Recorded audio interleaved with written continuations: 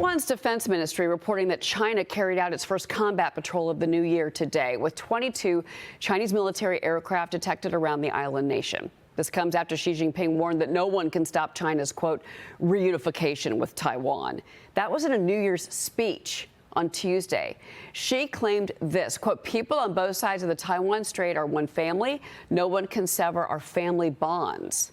Taiwan's President Lai Ching-te pledging to strengthen his country's defenses by boosting its defense budget. I want to bring in Gatestone Institute senior fellow and author of Plan Red, China's Project to Destroy America, Gordon Chang. Gordon, telegraph those comments from Xi Jinping. So just as some background, if you haven't been following, generally speaking, there is some debate within the Eastern world, primarily based off of the fact that I think China, I believe, believes and, or at least represents, that Taiwan is a portion of China, and Taiwan is under the impression and of the belief that they are an independent country. And so, depending on who you ask, they will say one version of it or another. I won't share too much on there on speculation, but that's one of the major things. So there are back and forths that occur as China tries to enforce control over Taiwan, and Taiwan trying to push back on China for their own independence and autonomy as a separate entity. What was he really saying? What he's really saying is that the quote-unquote reunification, which really should be unification because China has never ruled Taiwan, that's not inevitable. And by the way, the people in Taiwan do not consider themselves part of the Chinese family. In the last major Pew Research survey, 67% of the people on the island said they were primarily Taiwanese. Only 3% said primarily Chinese. And in the younger age cohort of 18 to 34, the numbers were 83 Taiwanese, 1% Chinese. I think Xi Jinping realizes that as time progresses, Taiwan is developing an identity that is separate and apart from China, which is the reason why Xi Jinping talks about inevitability all the time, because he just knows that it isn't. Yeah, so this individual just highlighted exactly what I was referencing, which is they are having a debate amongst themselves on who is part of whom and whether they are separate or not. And China specifically is trying to enforce Taiwan as being part of it. I think it was great that this individual highlighted the survey results. I'm actually not too familiar with Taiwan myself, and I don't know how they would represent, but it seems as though the individuals who live there do believe themselves to be predominantly separate from China, and they seem to be increasingly of that opinion.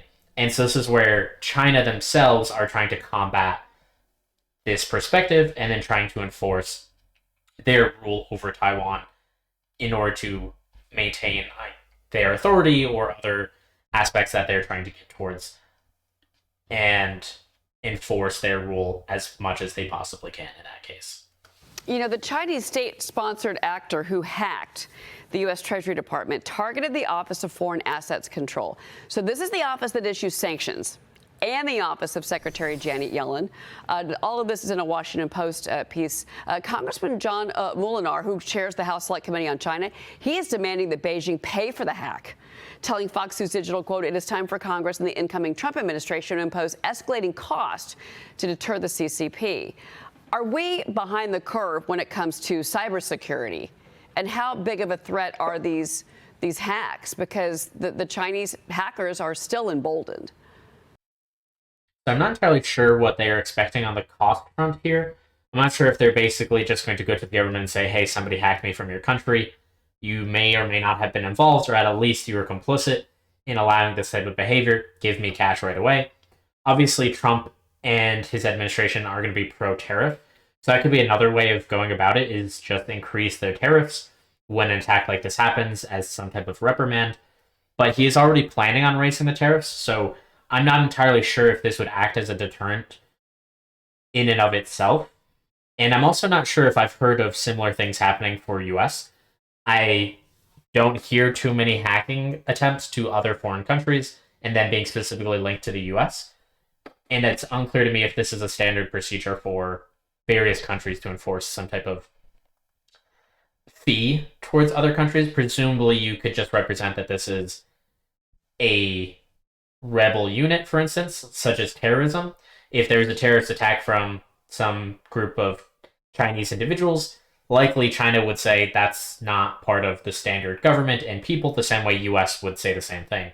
Even when they are terrorist attacks within the US, we always say that those are unique individuals that are doing wrong things. We don't condone it. We're not trying to make it happen. And so it would be hard in my imagination for them to try to enforce a fee to a foreign country when the foreign country themselves are not necessarily taking ownership of it, unless they have some particular logs or some type of confirmation that this actually originated from a government entity, which I haven't heard any news of. Yes, well, they certainly are. You know, we have seen one major Chinese hack after another for decades. We are on defense only, and our defenses are not that good because the federal government doesn't mandate, for instance, that telephone companies, 9 of which have been hacked recently, that they have adequate defenses. Also, we don't impose costs on China. And that's an issue. You know, costs don't have to be cyber attacks back on China. And matter of fact, we shouldn't do that because we don't want to reveal our capabilities except in a time of war. But we can impose asymmetric costs like tariffs or other measures, for instance. We need to raise those costs so China believes that it can no longer hack us. But right now, we have an unacceptable situation because we have the means to stop this. We know what's going on, and we choose as a political system not to. So this is wrong on our part. It's now an issue of us. Well, and obviously, with the hack of the Treasury Department, and then in particular this office, you know, we're looking at hundreds of millions of dollars to upgrade the cybersecurity systems for these government agencies, and maybe now is the time that money gets allocated. I want to ask you about this too. Xi Jinping also says that China's GDP growth is expected to hit 5% for all of 2024. He says the economy there was overall stable and progressing amid stability in 2024. You buy that? So one of the reasons why these people are already sort of scoffing at this, I think it was fairly big news earlier in the year. I believe housing market started to crash. From my understanding, I think there was a lot of deals in how they operate in China where when you go to buy a home, you sort of like pay up front, sort of like a buy as you go. And then a lot of people start to get these loans, and then sometimes people weren't fulfilling the contracts, etc. And prices started to drop, and then this started to impact a variety of areas. I think they've also, while I don't personally try to keep on top of Chinese economics all that much, sometimes it comes up, and I think they've also shown that there's been a lot of issues for unemployment and things like that, especially for the younger generation, which is relatively true for most countries right now. As people start to struggle, interest rates go up, as the market starts to tighten, that is naturally going to happen. But there's definitely been a number of sensationalized headings on China in 2024, from my recollection. There's even some people saying like there was going to be a huge crash in the Chinese market and GDP in like 3 months or 6 months. I remember that being a very prevalent video topic a number of months ago. And so I don't think anybody is expecting them to have seen growth. If anything, they should have been highlighting how well they were hedging against too poor of losses. And I believe there was even reporting done where the government was actually highlighting various metrics, and then they stopped reporting on those metrics as they continued to get worse. And so obviously they can come back now since they stopped reporting on some of those metrics and say, surprise, they were good, but obviously that would lead folks to be skeptical, which is why these individuals are already seeming skeptical of this claim going into it. Well, I certainly don't buy that. I mean, we are seeing record outflows of cash, both legal and illegal. And that is a real indication that the Chinese people don't have confidence in their economy.